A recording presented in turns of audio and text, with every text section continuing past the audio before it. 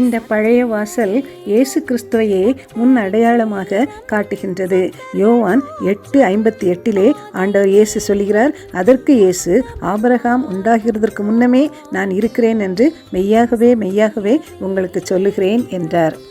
தானியேல் 7:9 சொல்கிறது, தானியேல், நான் பார்த்து கொண்டிருக்கையில் சிங்காசனங்கள் வைக்கப்பட்டது, நீண்ட ஆயுசுள்ளவர் வீற்றிருந்தார். அவருடைய வஸ்திரம் உறைந்த மழையைப் போலவும் அவருடைய சிரசின் மயிர் வெண்மையாகவும் பஞ்சை போல துப்புரவாகவும் இருந்தது.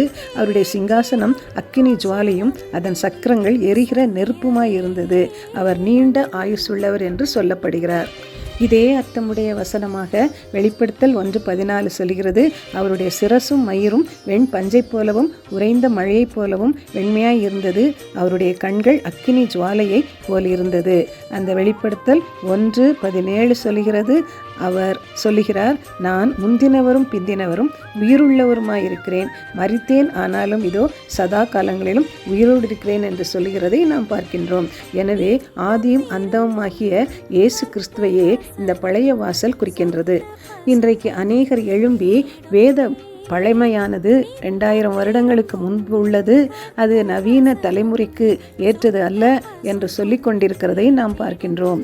1 கொரிந்தியர் 3:11 சொல்கிறது, போடப்பட்டிருக்கிற அஸ்திபாரமாகிய இயேசு கிறிஸ்துவை அல்லாமல் வேறே அஸ்திபாரத்தை போட ஒருவனாலும் கூடாது.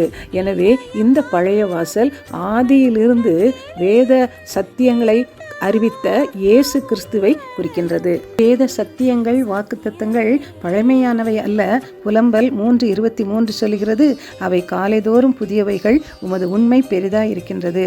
எனவே இந்த வேத சத்தியங்கள் ஆண்டவராகிய இயேசு கிறிஸ்து அவரே அஸ்திபாரமாக இருந்து கட்டி எழுப்பி இருக்கின்ற சத்தியங்கள். எனவே இவைதான் இன்றைக்கும் நமக்கு நிலைத்திருக்கின்ற ஆசீர்வாதமாக இருக்கின்றது.